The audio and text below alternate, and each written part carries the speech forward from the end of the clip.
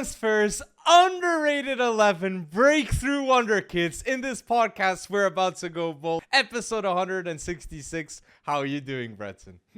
I'm doing great. We got the Olympics coming up too. Yes. Silly season in full effect. I mean, it's a good time. So I love talking about Wonderkids. Where do you want to start? Transfer season, because transfer season is becoming really bold. But yes, to start, transfers that we have to talk about, biggest and the worst too, maybe, because I have to point fingers at some people, okay, because I don't agree with some of these moves. But starting on a positive, Arsenal with Ricardo Calafiori. Amazing move by the Gunners, okay? The defensive back. Now, we can say next season, Arsenal will have the best defense 100% in the Premier League with Ricardo Calafiori at the left, Gabriel, Ben White at right back, and the King Saliba that can be considered the best center back in the Premier League with David Raya too. So, Arteta, I see what you're doing, playing two center backs inverted, just like Guardiola. That back line of four center backs, right? We gotta love it. No, but it fits the mold right now. And Calafiori, what a grab. Wasn't there a time? I mean, it feels so long ago, but wasn't there a time that he was an absolute shoo-in for Juve? Right? True. I thought that obviously just made the most sense. Thiago Motta stepping up a notch from Bologna, Ricardo Calafiori fitting right in there with him, and it shows you it's not really a growing. Well, no, it is. It is a growing transfer power. That is Arsenal, or I should say, regrowing back to where all you have to do is say we're Arsenal, and we'd like you to, come sit down with us. And we want to win a championship. We've got ambitions, and Ricardo Calafiori, I think, sees that, and I think he's going to fit in insanely well in that setup. I didn't see a value on that yet. Did you? 40, did you have 40 that number? plus 5. So Ricardo Calafiori is a 40 million transfer directly and plus 5 in bonus. I think that's even Not a bad. bargain, considering how much City spent for João Guardiola, Ricardo Calafiori next season. It could be a debate. Who do you want to have at left back? Ricardo Calafiori or Guardiola? Since both can play center back too. So it's going to be a very interesting season right there. But Arsenal, they get Ricardo Calafiori. They'll get Julian Timber that he might as well be a new transfer because we didn't see a lot last season. A defensive mid is mandatory and a left winger solution too. Trossard if Saka doesn't play, but if Martinelli's not there, there's a problem. So Nico Williams, that's the dream. But the reality, I think, Barca, come on, Barca, get that done. But staying in the Premier League, so how are you feeling with Aston Villa, Breton? Because we haven't been giving a lot of love to Aston Villa, and they are going bold. I pointed fingers at Aston Villa when they sell Douglas Luiz, and they get Baracena, which is an underrated player, good player, and Samuel Lilling Jr. From the deal. I was like, they didn't get the best of it, maybe, but now they got Onana. They do, and I think it was only a few years ago when Onana was brought into Everton. I remember being like, this dude's still an unknown quantity. I mean, he had one great season or one pseudo great season for Lille. True. And then they're bringing him in for the big bucks, but we all saw it early on for Everton. Obviously, Everton had other extraneous issues going on, and I think they still have it going on. But Onana has always been a bright spot for them, and I think it's going to fit in very, very well. And now, yes, you're right. The pieces are coming together. The strategy is coming together because you're right. Douglas Luiz headed to Juve for Barrenechea and for Eiling and for some cash. Had me, scratching my head a little bit. But then the other pieces are starting to fall into place. But on top of that, they're bringing back in Jadon Philogene from Hull City with this advent, this new take a page out of Barca, take a page out of Real Madrid's book, where they're slapping buyback clauses on these things to make sure that when they do well, they're able to bring them back in for a decent price. And I only feel bad for Ipswich Town because they wanted Philogene. I think they actually agreed a deal for him, and he's going to Villa.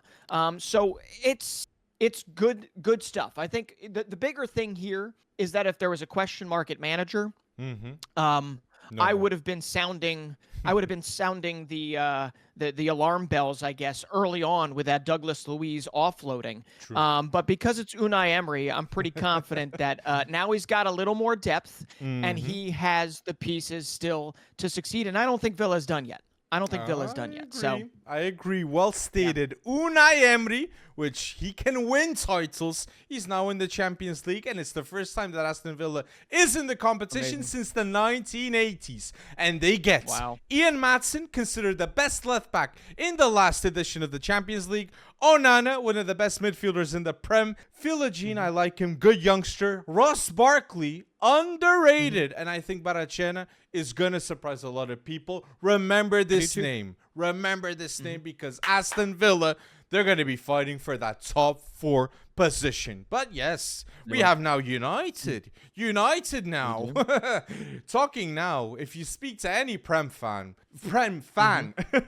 they'll be more hyped for Man United this season than Aston Villa right now. And it's all because of Lenny Yoro, 18-year-old, 60 million. The top 10 favorites in the Golden Boy. Man United now have 3 players there. Garnacho, 20 years old. Lenny Yoro, 18, and Kobe Mino, 19 years old. Get Ugarte for Kobe Mino to develop to his best possible self. The potential is unreal, and Manu Ugarte, Kobe Mino is something that Man United have to invest, and I think they will, because Ugarte defensively, Breton, tackles in Copa America. No. Unreal.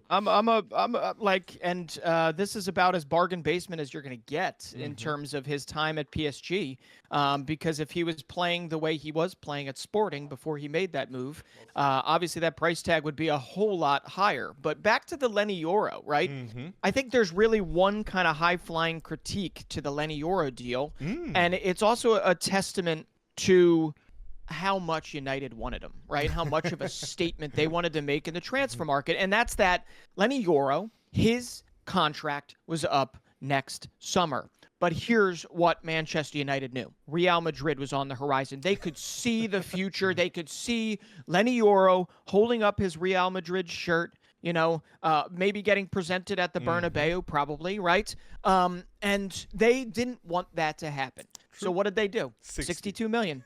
62 million euros to make sure that future did not come to pass. And hey, listen, you can critique that, right? All you want by saying you just paid 62 million for somebody with less than a year left on the contract, and he's 18, and he's raw. But we've all seen what Lenny Yoro is potentially capable of. We've seen him look like a 28-year-old center back at times, a UCL type of seasoned center back, and we've also seen the raw parts of Lenny Yoro that can be shaped. They are building something, and that I think needs to be applauded, even if it is maybe a little bit foolhardy in terms of how much they spend. So I'm actually applauding going out and getting the man you wanted instead of saying, well, this isn't an option, right? They beat Real Madrid to the signature free and clear. That's huge. That's a huge statement. And if Real Madrid wasn't going to pay, PSG would pay. PSG was even in the race too, because if you're good in Liga, PSG, they got dibs. Look at Kylian Mbappe, 180 million. That happened. I think the same would do with Lenny Yoro too. 50 to 60 million. So yes, kudos to Man United for anticipating with Lenny Yoro. And the list for next season, Erik ten Hag, no more excuses. You got the backing from the top. You got Ruud van Nistelrooy right there. You got elite recruitment. And look at the youngsters. Lenny Yoro, Kobe Mino, Garnacho, Hoylands, Xerxes, Dalot, Martinez is 26 still. Mason Mount. Will we see Mason Mount being an elite midfielder at United? That's what needs to happen. And if it doesn't, people will obviously point fingers at Erik ten Hag, because top four is mandatory in my eyes, okay, with what's being spent, with what's being spent here, okay. But yes, we mentioned Arsenal, Man United, Aston Villa, City too. Savio is here right now, and I'm gonna say, look, it's scary that Man City have Savio, Oscar Bob, Erling Haaland, Jeremy Doku, all 24 and under. Congratulations. No. Happy birthday, Erling Haaland. I wanted to state that. Happy birthday. 24 years old.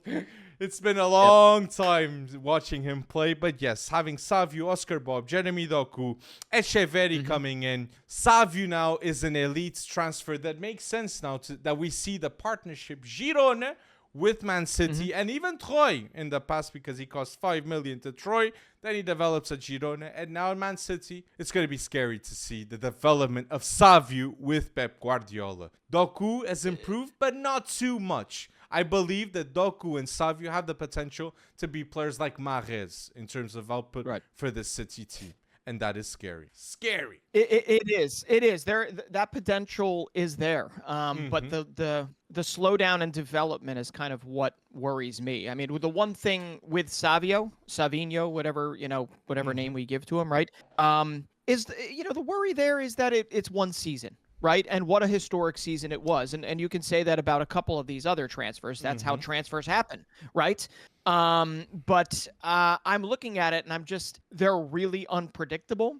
They're very fearless. Doku on one side, Savio on the other. But they just there hasn't been the proof provided to me that this is like Bernardo Silva from AS Monaco. Right. 100%. It doesn't feel the same just yet. Now, it's Pep Guardiola bringing them in, so there's got to be some method to the madness, assuming you keep all your other parts. And I don't know that that's a given, right, Alex? Is that a given that Manchester City are going to keep all their parts? I think Man City next season will not be lining up with Ederson, will not be lining up with Kevin De Bruyne, and there's a real risk of Bernard Silva. But Pep Guardiola, you said it, Bretson. He doesn't want to line up straight away Doku and Savio. It has to be or a Doku and a Savio and a Bernard Silva because of this controlled tempo, efficiency. And I agree with you. It's risk players, very electrifying, fast transitions. That's not the style of play fully to the extent of Pep Guardiola. So very good points. We might see a player that we're not mentioning right here going to Man City, like a Dani Olmo. Dani Olmo can be this Bernardo Silva-esque type player. I don't know. It's going to be a real risk. Dani Olmo, Barca, Man City, that's another conversation. But sticking with Man City, yes, I said Ederson, De Bruyne, and there's a real risk for Bernard Silva to leave. That's why that Walker extension was key. And Man City are an elite team in football because there's a constant rebuild. Yes, I'm stating that they might lose Ederson, Kevin De Bruyne, Bernard Silva, but they still have leaders there that are like Stones, Walker, veterans, Rodri, that's a veteran you can say right now, Ballon d'Or contender. They have players that have won there and they'll stay there for the following 2-3 seasons. So to be at that level, you got to be constantly rebuilding. So let's see, but I'm skeptical that Guardiola's time might be finishing now next season because this is very hard to do. Constant rebuild, his mind must never stop, literally. So and this feels a little out of the ordinary, as you mentioned, the two electrifying, unpredictable wingers, I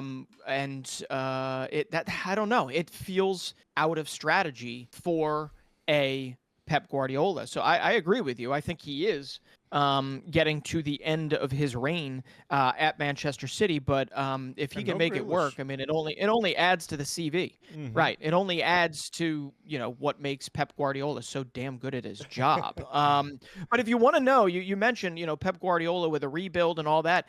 If you want to know what losing a Bundesliga title costs and losing an 11-year stranglehold on the Bundesliga costs, all you have to do is look at Bayern Munich's transfer before the flippin' silly season actually starts. 140 million euros spent, 100 million on 2 players alone, and they are not done yet. But my goodness, what a statement of intent across the board in the Bundesliga and the UCL. You're going to have Harry Kane with Michael Olise, right? With João Palhinha, with Hiroki Ito, who is one of the best center backs in the Bundesliga last season. And I don't think they're done bringing parts in. You got Musiala. I mean, this is their Leverkusen would still have won last season. I think, for sure, right? Definitely, based on how historic their season was. But let's be honest, if they had gotten their transfer target in João Palhinha over the line, right, previous to that, it would have been a whole lot closer, with between Bayern and Bayer Leverkusen. But going back for João Palhinha is just a clear statement of intent. It's saying, listen, we messed up last season. Let us right this wrong. And Michael Olise, obviously, you got to worry about health, sure. But man, when he is on, he's going to be obviously one of the best players in the Bundesliga from day one. And then you put that with Musiala. You put that. It's just Leverkusen. I think you need to strengthen a little more. I'm just saying it, right? Because there's no guarantee that everybody on Leverkusen plays the exact capability that they had last season. You can't expect a replication of last season, period, without strengthening, without having competition. It's great that they have kept their core, but Bayern Munich, statement of intent, they are coming for you. Target's on your back now, Leverkusen. 100%, they're coming for you. And then you see Harry Kane versus Boniface, Jamal Musiala versus Wirtz. Right. Then you get a Michael Olise that, who's better than him? What? Unreal. Like, oh, well stated. Yeah. And yes, Harry Kane, Michael Olise, Jamal Musiala, that's a clear statement of intent that they're going to go for the win. And Michael Olise now, next season, we're not going to see him no more going to an Olympics team for France. He's going to that French national team, first team, 100% being a Bayern player, okay? A big season is coming right there. Well stated, Breton. Well stated. And Saragossa too. Let's not forget Saragossa. Very interesting winger that Tuchel didn't like too much. Company could. Let's wait and see see what happens. I am always a fan of the short guys doing well, and Brian Zaragoza would be a short guy, especially when you see him amidst some of those other guys in the Bayern lineup. So I'm rooting for him to do well. Yeah, it's not a pathway that you see that often, right? Zaragoza or La Liga to the Bundesliga. So I hope it works out. I really do. But I love the addition of Hiroki Ito. I think, though, the defense at Bayern still needs work. 100%. And with Matthias de Ligt leaving, let's wait and see. Upamecano has had valuable experience. So, and Min Jae Kim could be better with Company. But I wanted to state in the podcast, this got me really mad. Really mad. And I even told you before the podcast, we got to talk about this. How is this possible? La Liga's 7 highest earners. We have Jude Bellingham in 7th with 18 million yearly. Vinicius Jr. 6th, 20 million. 5th, Oblak, 20.8 million. 4th, Alaba, 22.5. He was a free agent when he signed people, okay? Oh my. 3rd, Mbappe, 31 million now. 2nd, Lewandowski, 33 million. That's mad. And 1st, Frankie de Jong, 37 million point 5 being spent yearly on Frankie de Jong. And the output does not match this fee. 100% Barca's being robbed right now. And Barca have to sell Frankie de Jong and Ronald Araújo. And from the midfield front, they can put, with that money of those sales, Mikel Merino next to Pedri or Gundogan. Then they have on front of them Dani Olmo that get 60 million release clause. That's doable. Nico Williams, 60 million release clause. That's doable too. On the left, Lamine Yamal's already there, and striker Lewandowski. So this team is possible to be set up, but you have to sell Frankie and Ronaldo. Please make that happen. Please. But in my opinion, it's not just Frankie. Right. It's not just you said Lewandowski's on 33. 33. Right. So 70 million a year in wages between FDJ and Lewandowski. Yeah. That's criminal. That is criminal. When Mbappe's earning 30. Oh my days. Oh my gosh. And this is one of those things where it's okay, Mbappe's a little bit different, but you go back to David Alaba. We know what he brings. We know when he's healthy, what he brings to the table, his leadership, everything like that. But this is why you got to be careful with those free transfer numbers. True. Right? Because it does generally mean that, like, behind the scenes, those wages are exorbitant. And that's why, there's the whole Erling Haaland was only gotten for this amount. Yeah, well, look at what his wages are, right? Look at so you do need to be careful. Transfer fees obviously don't really mean anything when you finally find out that 70 million euros a year are committed to 2 players in a club that is all about preserving cash flow. At this moment in time. So that's bonkers, man. And you're right. FDJ obviously is the one I think. I mean, this is not a knock on Lewandowski. It's just more his age, right?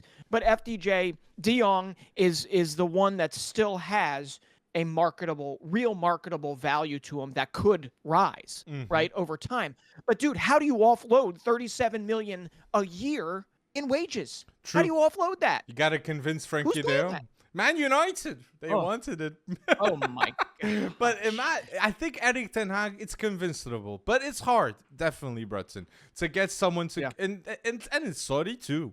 Lewandowski, 100% is Saudi to pay above 30 million. I only see the Saudi league managing to convince a player like him with these fees. But it's funny, the exercise that you did. Frankie de Jong and Lewandowski, what they earn yearly, 33 million plus 37, it goes to 70. And Vini, Jude, and Mbappe together is the same. That's mad. That's mad. The three together is the same as Frankie de Jong and Lewandowski, and a bit less.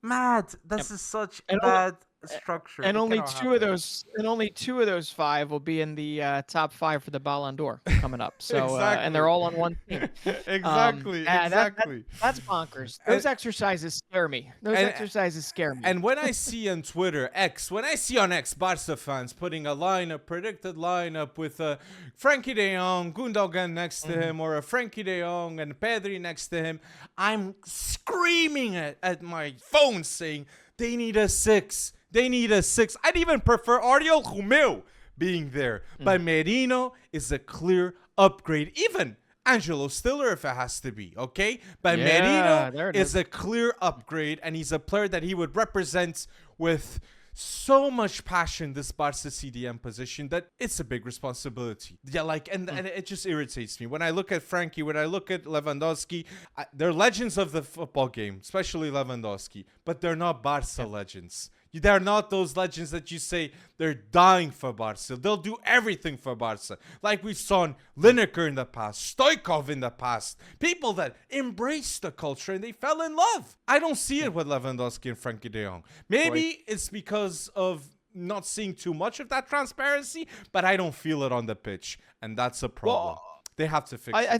I think a lot of it also was how young they were when their massive career trajectories happened as well, right? They were still teens in many cases, right? When the Ajax blow up in a good way, right? The Ajax, what was it? The semifinals that they went to in the UCL, beat Juve, right? And then semifinal. And they were so close to the final too. And I know, and thanks to Lucas Moura, right? It was that Lucas Moura insanity in the final moments that kept them out of there. But they were young, and to go back and revisit like Matthijs de Ligt at that time, who was literally acting like a captain. He was barely like 18 years old. You had Donny van de Beek, who obviously nobody has seen. I know we've got a little bit of clarity. Now he's headed to Girona. Hopefully that works out.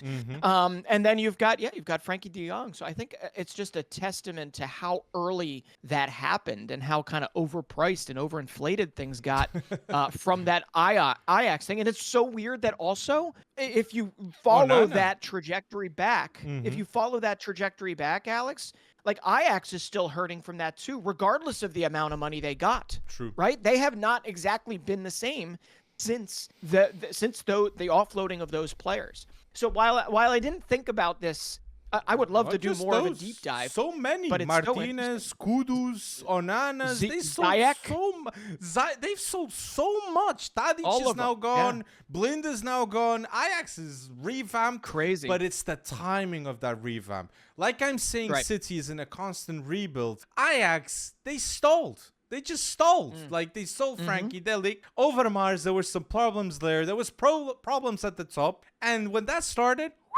goodbye Ajax. Yeah. So I think Farioli now, good appointments, and I'm hopeful for what's to come with Ajax and Gerald Hatu. Remember this name, elite young center back that Ajax, look, they can sell him in the next seasons for more than 30 million for sure. So people, let us know what you want to talk about in transfers. What have we missed? And like this video down below, people, okay? Because transfers is a constant subject in this podcast from now on the summer, okay, people?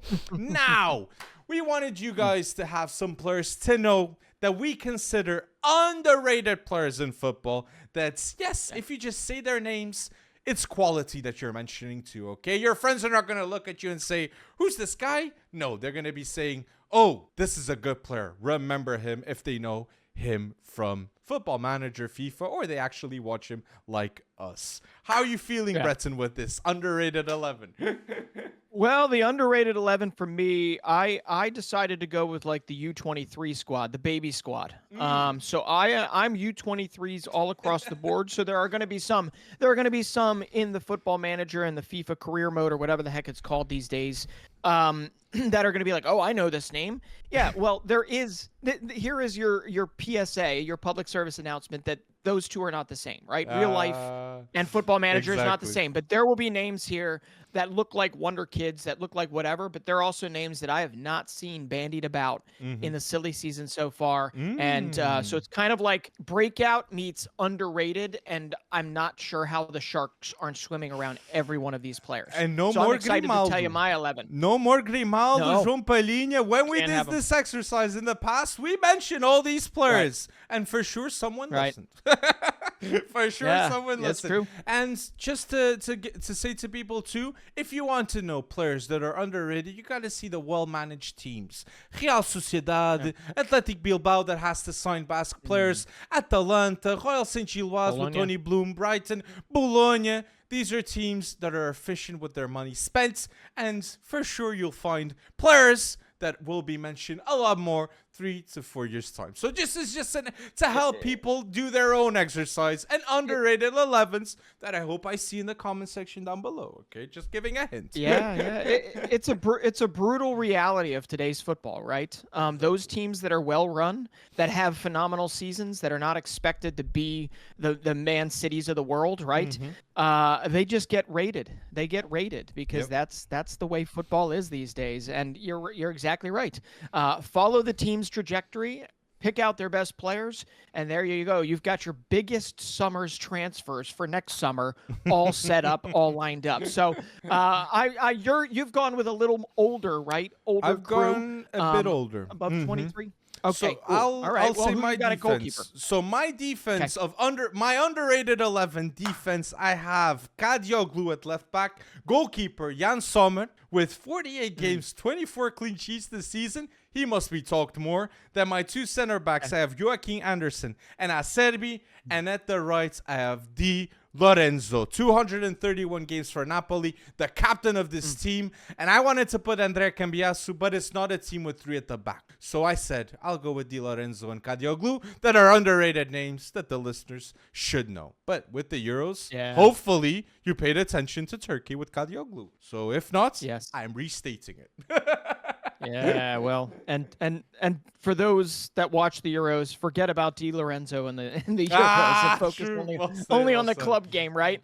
No, but he's obviously been great for Napoli, and I'm really intrigued actually by Napoli so far with Antonio Conte. I mean, what's been coming out of the camp and how much they've been training. We'll see if that pans out. But I like their center back. Rafa Marin, and they brought in I'm forgetting who else they brought in, but they're revamping, and Antonio Conte is going to get their men. I think Napoli could be a little bit of a dark horse heading into at least for the top 2, top 3 this season. Anyway, with mine, these are going to be completely different names, right? My defense, I'm calling it my U23 underrated 11, and I'm going to go back to the Euros as well.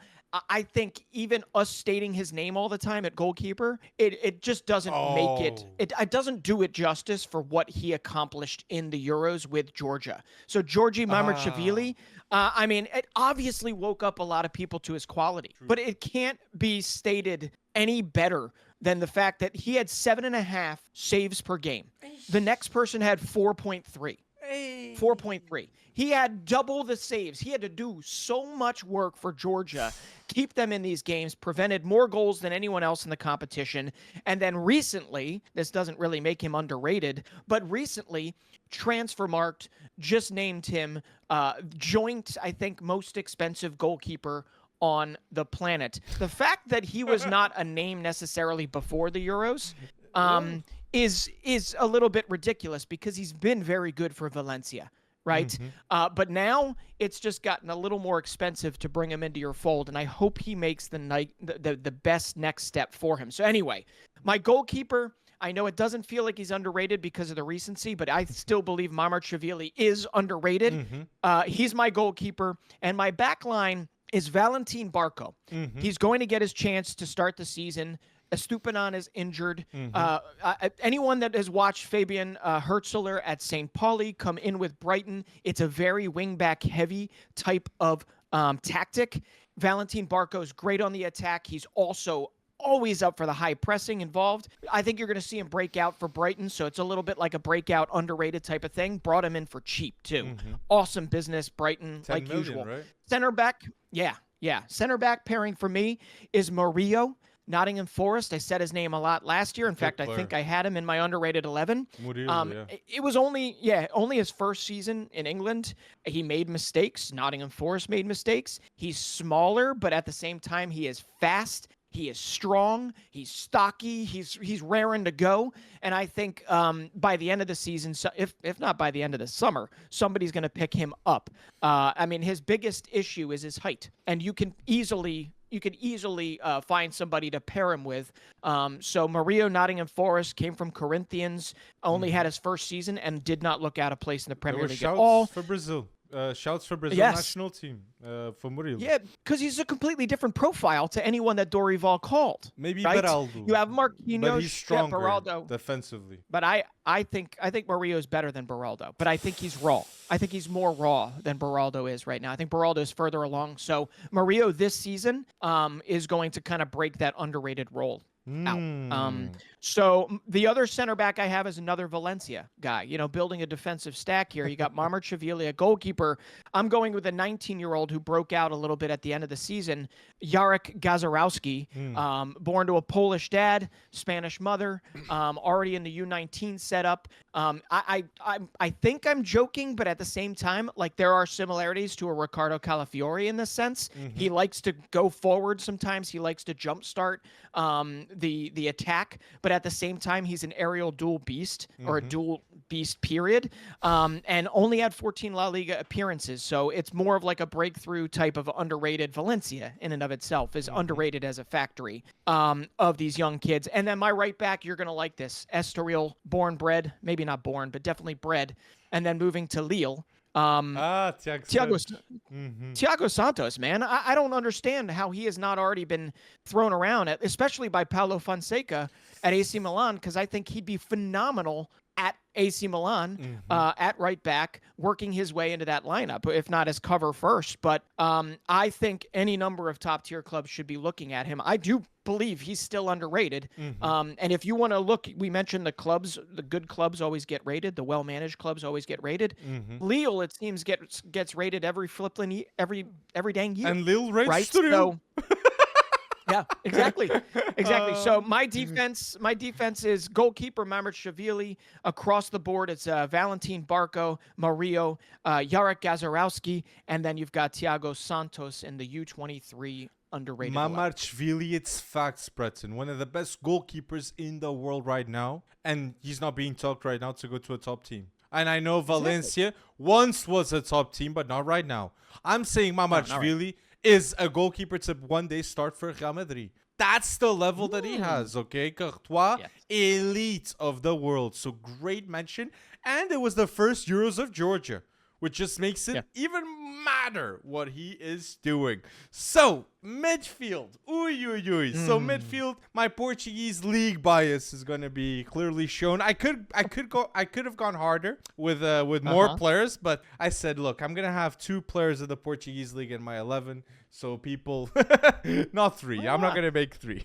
So people have more, and there's a lot of underrated names, but I'll mention them. So my underrated midfield for next season to be watching out. Martin Huilman, he scored an elite goal against England. I love to see that. One of the captains of Sporting, Alex Garcia. Pay attention to this midfielder that just moved to Bayer Leverkusen, 15 to 20 million. That was a bargain.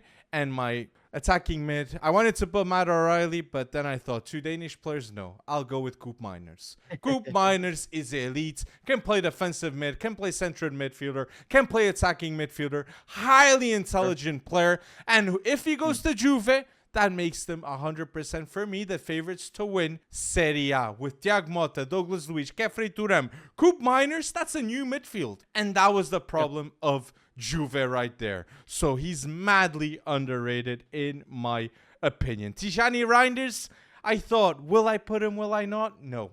No, because of the Euros. And I know if you can say, oh, but Di Lorenzo had a horrible Euros, but I was expecting more on I was expecting more on Reinders personally. So, and on Joey Veerman too from PSV.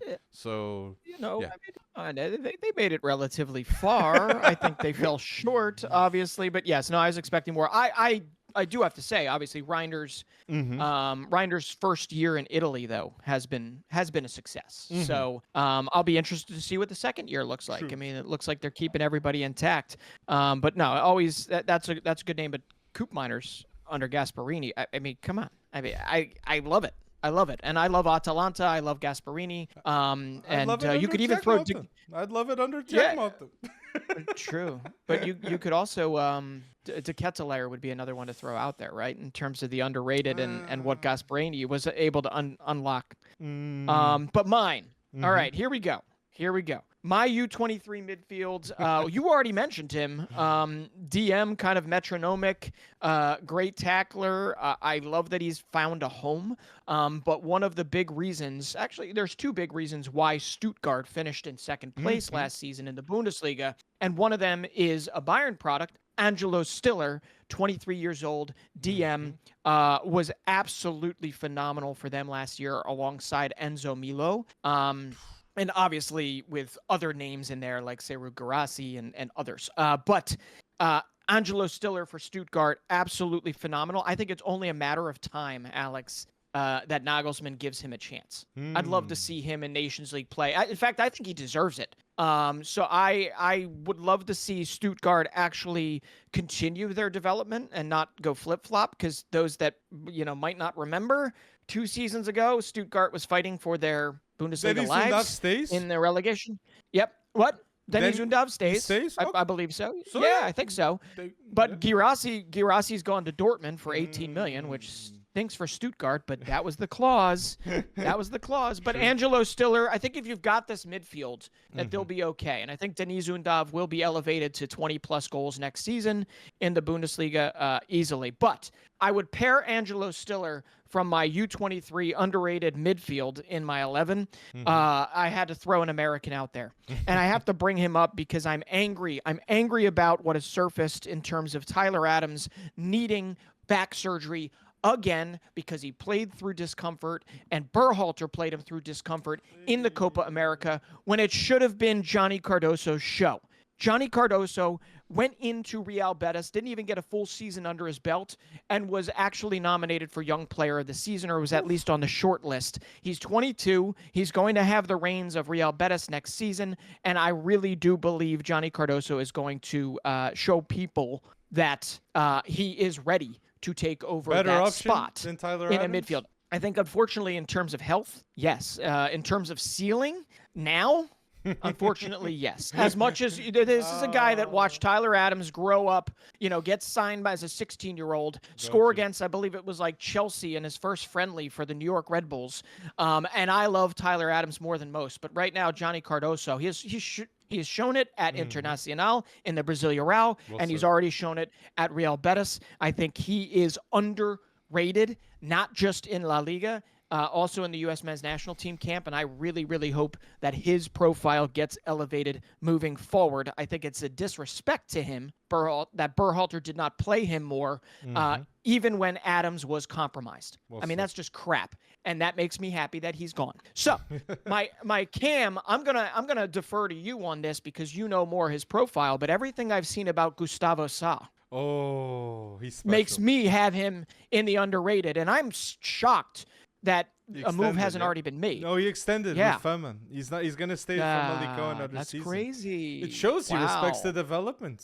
He went there as a 17-year-old, and he's saying, I trust what's happening with Famalicão.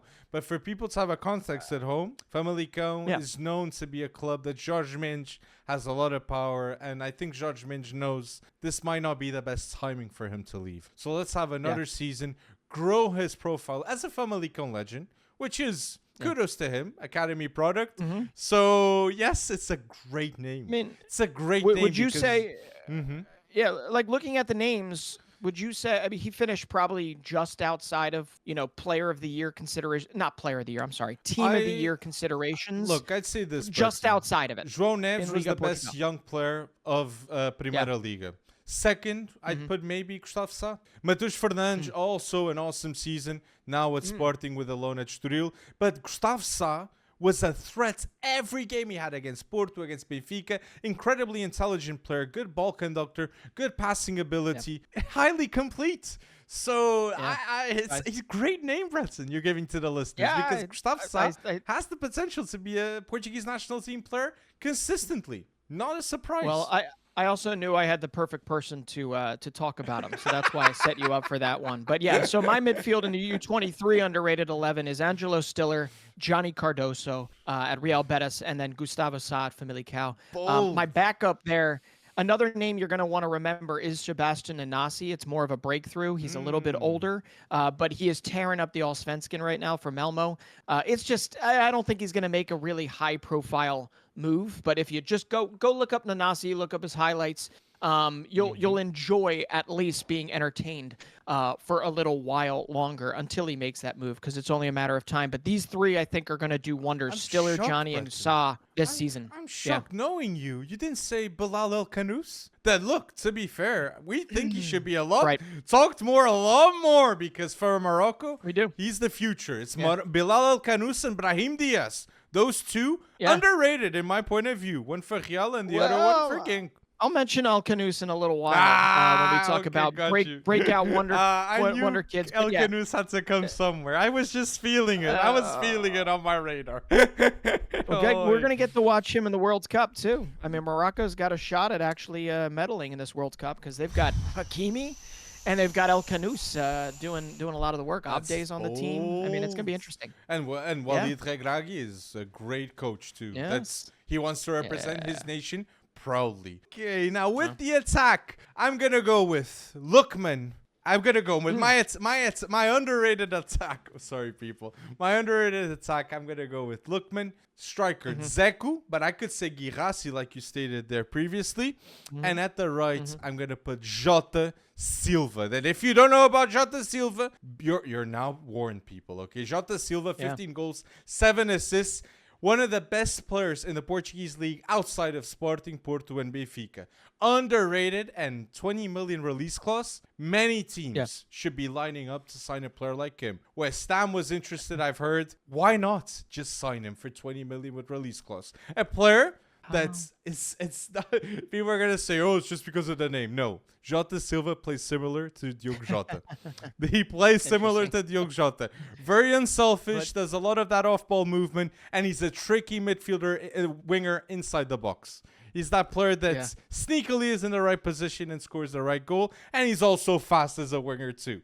So very similar profile to Diogo Jota Silva, but right winger. But these release clauses are bonkers, man, because, you know, for 20 million to be put on Jota Silva, that seems incredibly reasonable. But it also makes somebody you mentioned previously, Serhou Guirassy, going to Dortmund for 18 million after scoring Oh, I'm sorry. After scoring what, like 28 goals or something in like Definitely. 27 games, Unreal. it makes it look like highway robbery, right? It just goes to show you though that's what people should be looking for. And Guirassy to Dortmund, that's insane. And whoever gets Jota Silva next, I mean, where do you think is the best next step for Jota Silva? I think the best next step for him is to go to England and prove himself to the whole world. I would love the West Ham move to actually happen. And even look, if he stays in Portugal, Porto would be awesome, but it's the money. It's the money. But yes, that's the thing with Jota Silva. He has the profile and he has the mentality to go to any locker room in the world and say, look, this is what I can add. I know my position. Yeah. What can I do? And that's underrated. He's very unselfish. And he's a player, grounded player. Because 5 years ago, he was playing in the 4th, 5th division in Portugal. Now, he was selected for Portugal a couple of months back. Not for the Euros, but to represent in a friendly. And that's a lot of development for Jota Silva in the space of 5 years. So I like that of him. And I'd like, as I said, West Ham. Because they need goals. And he will bring them. That type of work ethic is underrated, right? Exactly. And hence why you have him in the underrated 11. Exactly. All right. Are you ready for mine? My front three? Let me hear it. It's got a little bit of a Club Bruges feel to it. But my front three in my U23 underrated 11, my front three is everyone's been talking about this guy being a little bit, I don't know, fragile. But Antonio Nusa is anything but fragile, okay? If anyone saw the Belgian Super Cup over the weekend, they lost. But he completed 8 dribbles. He took 10 fouls, suffered 10 fouls. This dude is a menace on the ball, right? 19 years old still. He's still growing. But whoever gets him next, right? Whoever gets him next. In fact, West Ham, that'd be interesting. Tottenham was reportedly going to get him for 35 That's million. right, Tottenham. Yeah, for like cover, right? And they might. That's actually a solid deal. But he's fallen a little bit by the wayside because of some injuries last season, and yet he did contribute to Club Bruges winning last season. Very close battle to the title, but they ended up winning the title. So I think he is due for like a statistically speaking breakout season, even if we all remember him from the beginning of last season, starting out on a tear. I think also Crystal Palace is interested, which would be a really, really good place for him considering who they've lost. And he had, I mean, just go and look at the highlights over the weekend, right? 8 dribbles completed, 23 out of 28 duels won. Solis Antonio Nusa also is still had a a really force. good game. It was Nusa and Solis for Bruges. I love Solis. I've loved Solis. The only thing that makes me angry is that he didn't work out at Norwich City, because they had some ballers on that team ready to get promoted, and it did not work out. But anyway, sticking with Club Bruges, I know. Antonio Nusa on the left side. I'm going to stick with my Club Bruges bias here. I'm going to go with Igor Thiago, who made his big move to Brentford. And he's already got a couple goals in friendlies. He's already shown what he can do, but he's big, he's physical, solid finisher. I think it's almost a foregone conclusion that he translates well to the Premier League and to Thomas Frank's setup. I also think by the end of the season, people will look at Igor Thiago and they will say, okay, Ivan Toney, I don't know what's going to happen with you. Brian Mbeumo, I don't know what's going to happen with you. I think we're still in good hands. He had 29 goals, 6 assists last season, and they signed him for $33 million. I think he was the Young Player of the Year in the UEFA Conference League. But Igor Thiago is that's a great signing from Brentford, even if it is maybe a little expensive, but maybe not. But I think you're going to like him, Brentford fans. And I think by the end of the season, people are going to be fawning all over him. So underrated there. So Nusa, Thiago, and then the other underrated one who has completely disappeared from any transfer radar that I've seen is Matthias Sule, on loan at Frosinone, scoring 11 goals, 3 assists, being up there in multiple categories, statistical categories in Serie A, and now is back on loan or back from loan at Juve. He could either become a phenomenal weapon for Thiago Motta, or he is rumoredly going to leave, and that next step is going to be interesting. And Roma's great. I could also see like Aston Villa would have been a good place for him. True. But Matthias Sule is one that it's kind of under the rumblings. I think in a couple weeks' time it'll all come to fruition.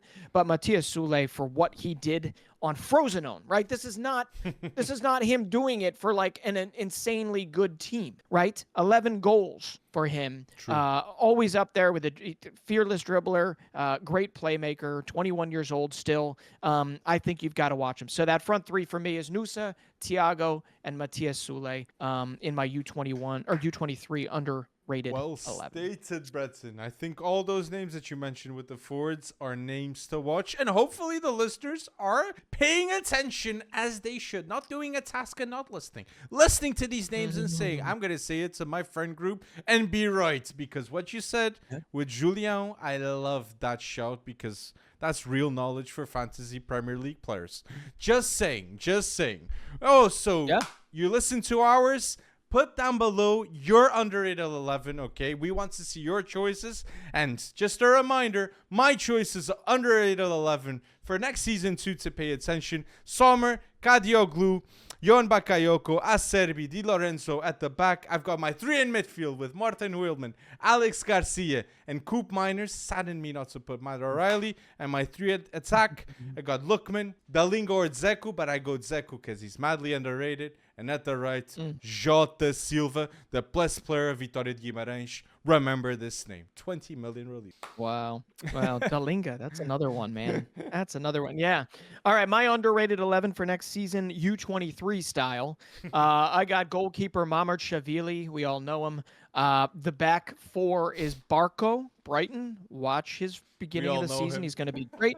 Mario, we all know him, but he's going to get his chance to show it in the Premier League. Mario at Nottingham Forest. Jarek Gaziorowski at Valencia. And right back is Thiago Santos at Lille, although I think he's going to make a move probably before the end of the summer. And then my midfield is Angelo Stiller, the underrated metronome of Stuttgart's second place season last season. Johnny Cardoso, that's my U.S. edition. Real Betis, my flies in the face of Greg Berhalter so long type of pick. And Gustavo Sad Famalicão, who against all the grain, stays at Famalicão, although he could easily slot in, I'm sure, into any of the big 3 or big 4, if you want to call it. And then my front 3 is Antonio Nusa, Igor Thiago at Brentford now from Club Brugge, and my right winger is Matthias Sule, back at Juve after 11 goals at Frosinone. Good stuff.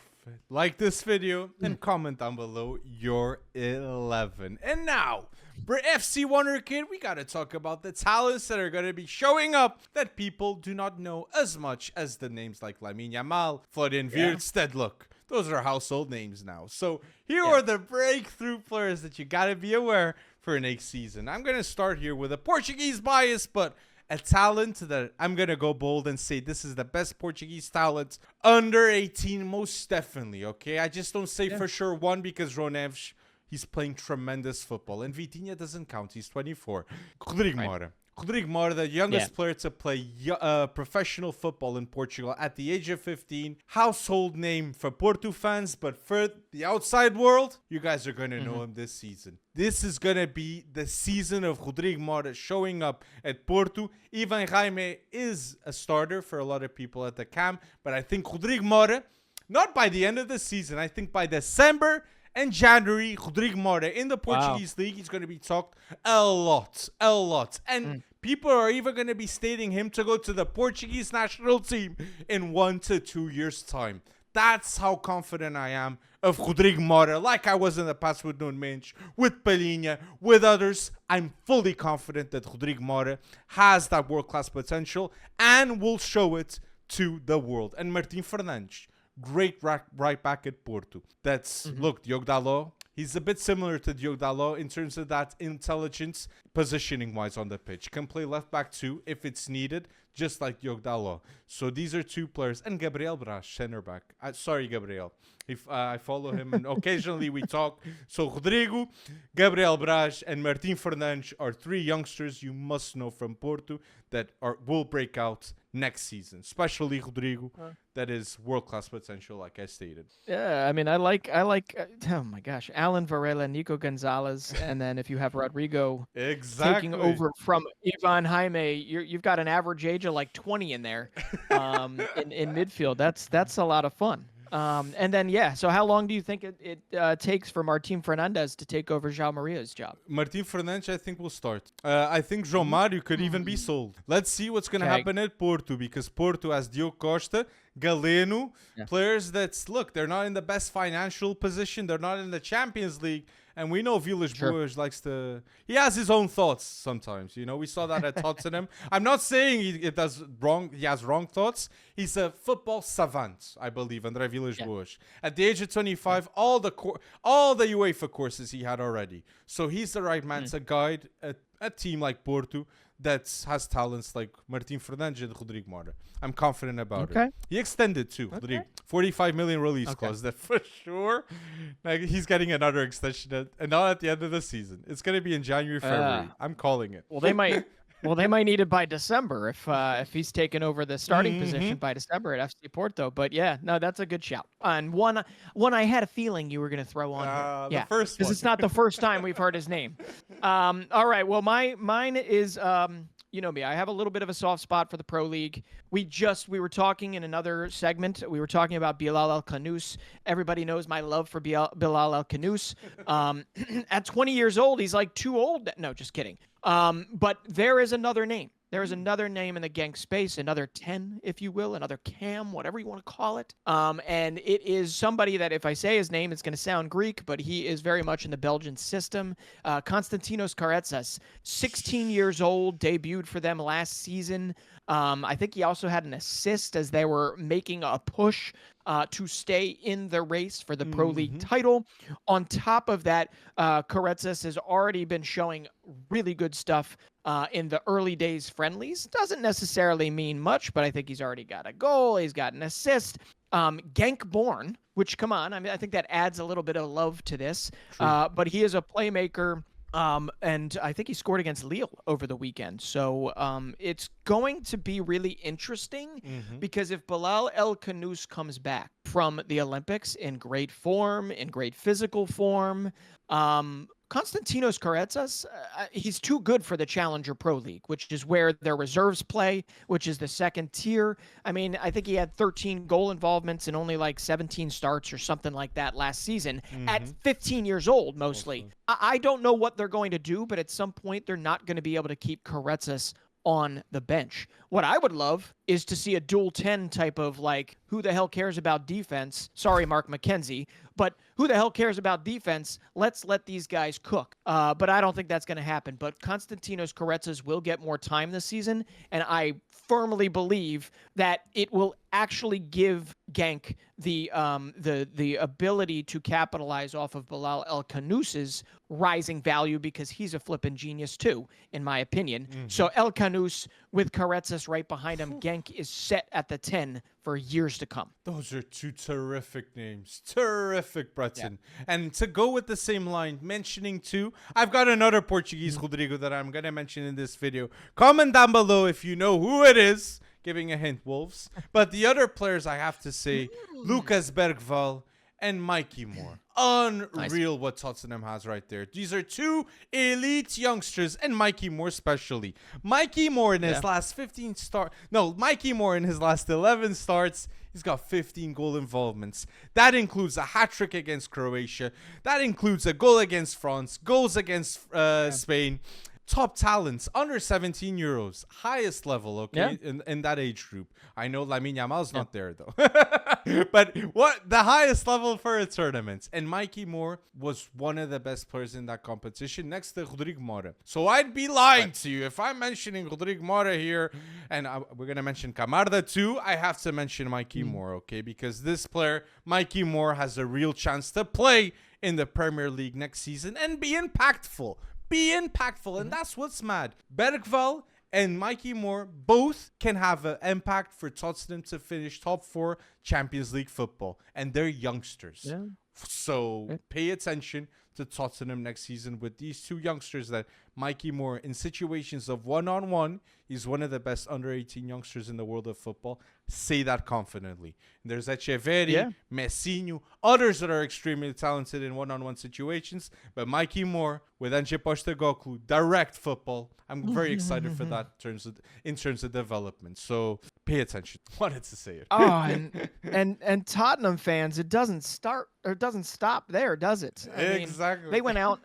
They went out and spent on Archie Gray, $40 million plus on an 18-year-old, plucked literally royalty, Leeds United royalty, considering I think his grandfather or his father and his grandfather played for Leeds United. His brother's playing. Plucked him. His brother, yeah, his brother's. You're right. His brother's pretty good too.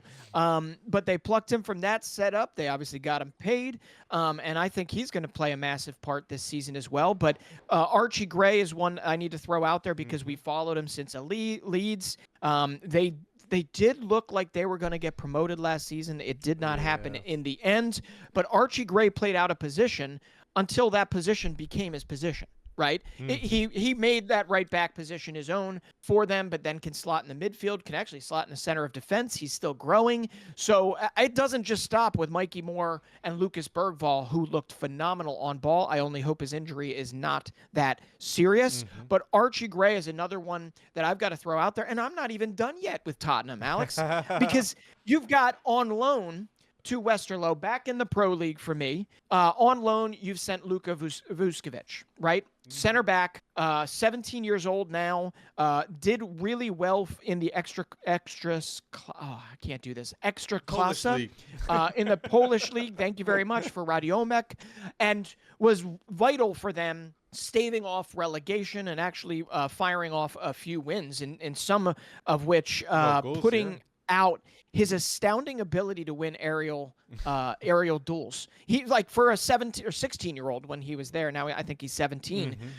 It is absolutely phenomenal in a very, very physical league like the Polish Ekstraklasa. But now he moves to Westerlo. And Westerlo I know very well because there are some Americans there, and Brian Reynolds. You've got Griffin Yao there, and you've got some young players that are given the opportunity. Vuskovic by the end of the season, I don't think I'm going too far by saying he could be team of the year by the end of the season at Westerlo, because they were fun to watch last season at times, but when they fell on hard times, they fell into a real big rut. I think they're going to take a step up next year because Vuskovic is there at center back. And then he comes and he starts next to Romero. Vuskovic. Yeah. I mean, it's a good time to be a Spurs fan. I know you want a direct line to UCL football every season and all that, but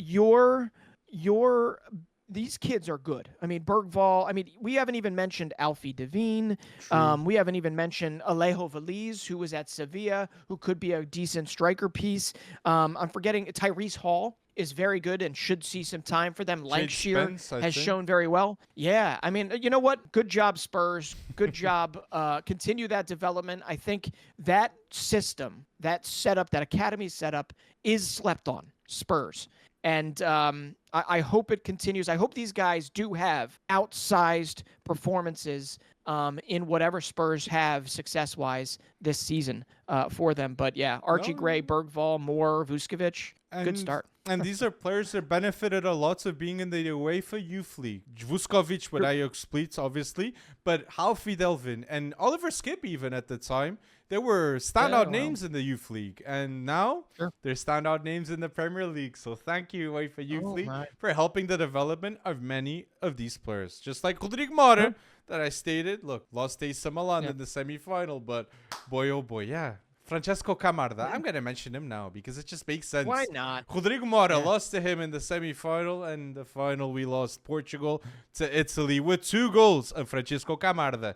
That if you're living under a rock, and you live in Italy, especially in Milan, and you do not know about Francesco Camarda, come on, people. World-class potential striker. There are not a lot of them. Hendrik, okay, world-class potential too. Shiduabi, world-class potential, okay. But Camarda is different for me. Camarda is the one that gives me the most guarantees in terms of talent I actually see. And Camarda is going to play in Serie C in the Milan Futuro. So it's the second team of AC Milan that plays against professional players in the third division. So that is going to be a tremendously good experience for Camarda, and I expect to see him in the first team of AC Milan scoring goals at the age of 16, 17. Then the next season, Francesco Camarda, mad. And Italy need a goal scorer. It's not Immobile anymore. It's definitely not Balotelli anymore. It has to be Francesco Camarda. The hopes of Italy rest in the 16-year-old. I've got to say. And I think they've set it up. I think they've set it up pretty nicely. Whoever's pulling the transfer strings at AC Milan, bringing in Alvaro Morata, potentially even bringing in Nicholas Füllkrug beyond that to be their striker source to take over for Olivier Giroud.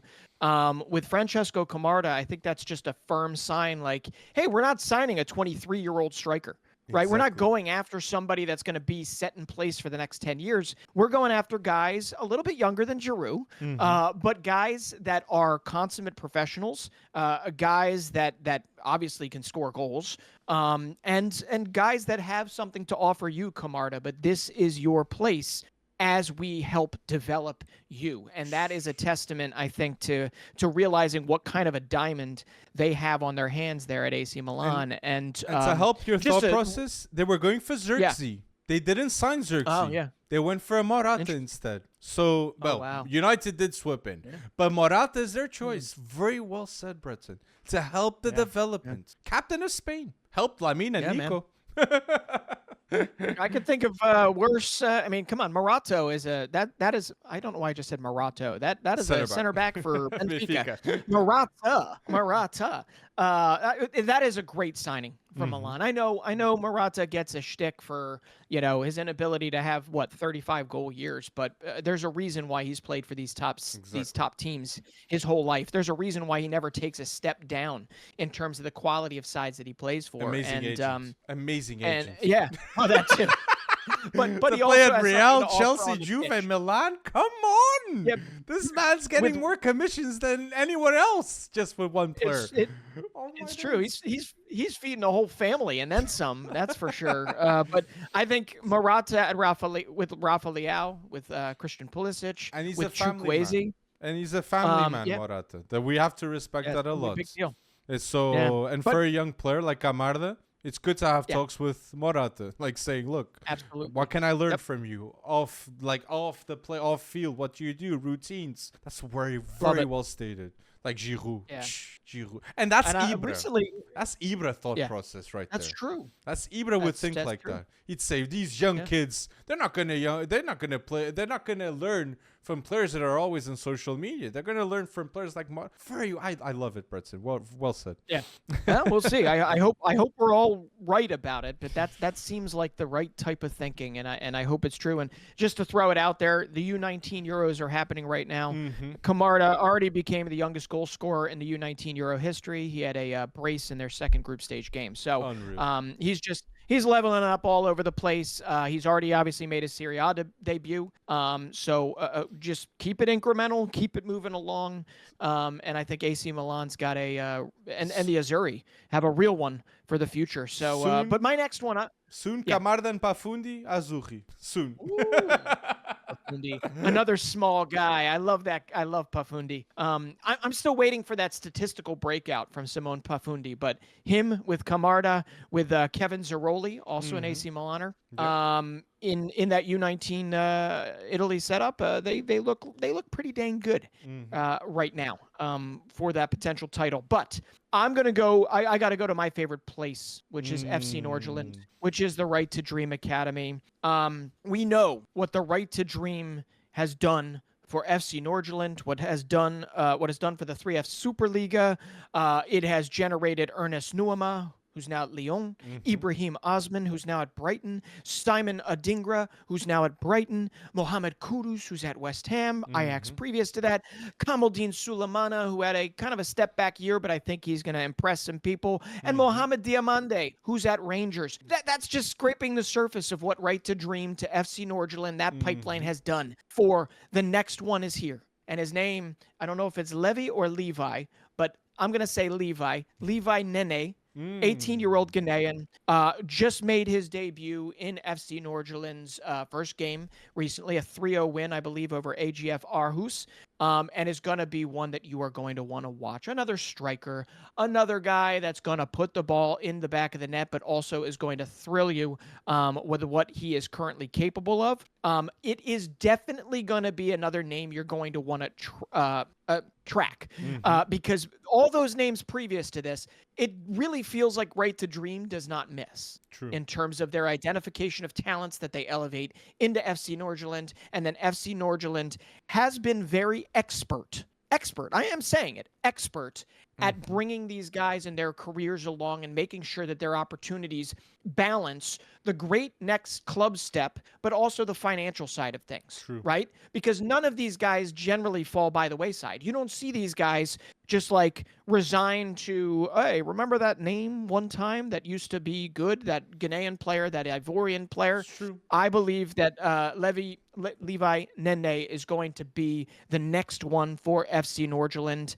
Hey, I'm here for it because there's one bubbling under the surface right now is the next franchise in Major League Soccer is San Diego FC. And they have a deal with Right to Dream. There's going to be a massive academy built, massive training facility built for Right to Dream Academy. San Diego FC is going to be the place for it, where Chucky Lozano will be playing. It will not just be African footballers there. It will also be Mexican Americans. It'll be all sorts of different players given opportunities. I think hopefully you see a copycat type of a situation in terms of a pipeline really help out here in the States too. So we'll see. Well said, Bretton. And a player that I have related to Nordsjælland here on my notes to mention is Andreas Sheldrup, that now, good loan going back to Nordsjælland. It went well.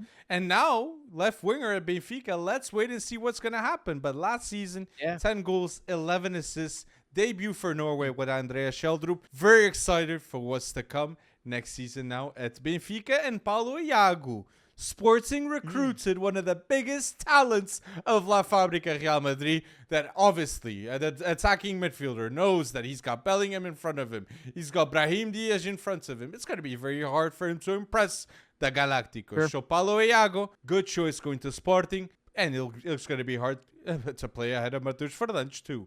Okay, a player that I think will have a breakout season at Sporting. Another one I have in my notes, because Matheus Fernandes, at the age of 20, Bretton, he's played more than 50 professional matches at the highest level. 18 at Sporting B in the 3rd division and 35 at Estoril last season in the 1st division of Portugal. Matheus Fernandes is ready. A modern day 8 that was 20 years ago, he would be a 10 attacking midfielder for sure. He's very good in the pass, ball conduction, a bit like Gustavo Sa.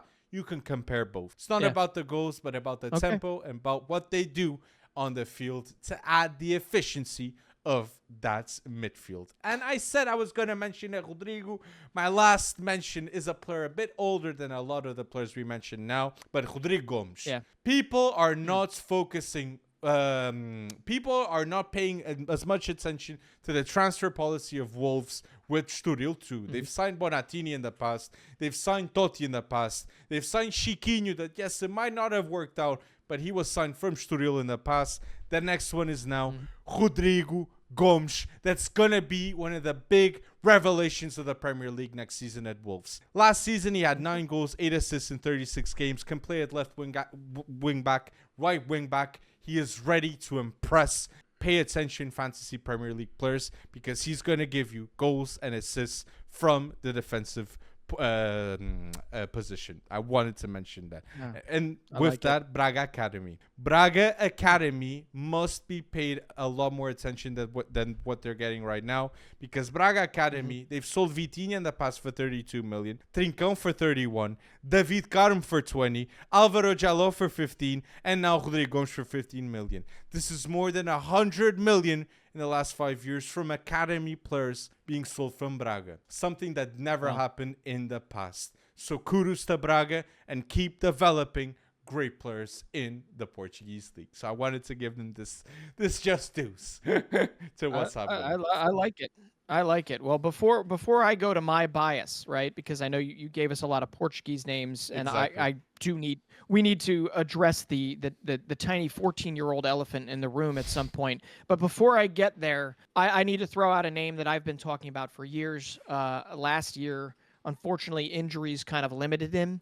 But I really am gonna be watching RB Salzburg's kind of resurgence because yes, the German Bundesliga changed hands, but also the Austrian Bundesliga changed hands last season. Yep. Red Bull Salzburg did not win the title, and in fact, it looked as if a lot of that conveyor belt of talent kind of stopped or stalled or whatever you want to call it.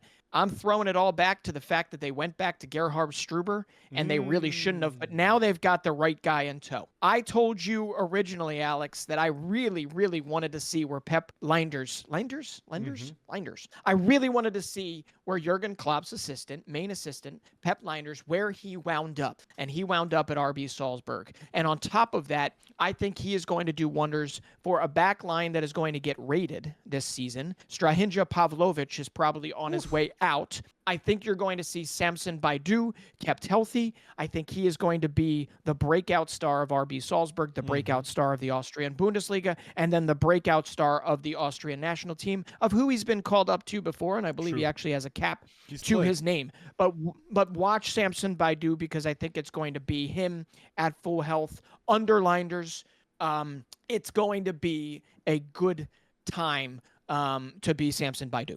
And that's a big deal. Now, do I think that Pep will do wonders for the rest of the players in there, like a Roko Simic? I hope so. Oscar Glauc. But the next name, there are two names to watch in RB Salzburg. One is Samson Baidu, which is sort of known, but he kind of fell by the wayside last season. And then the next one is the 19-year-old striker, Danish striker, Adam Nagim. Adam Nagim is Dagim, sorry, not Nagim. Very, very good.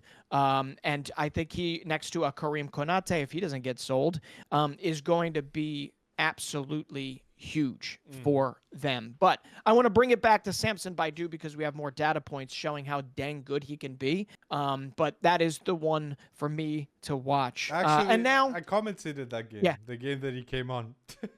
Did you really? Baidu, The Austrian game. Yeah, Exactly. yeah.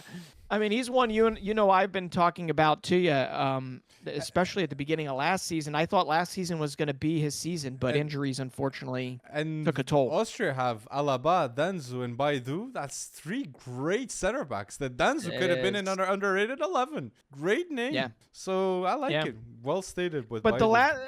I gotta bring this up because it feels weird not to talk about it. And the It's the Philadelphia thumbnail. Union right now. It'll be the thumbnail. We're gonna put the kid It'll in be the the thumbnail. I know. I feel like it's almost wrong to do so. But listen, Philadelphia Union, they're having a tough season this year.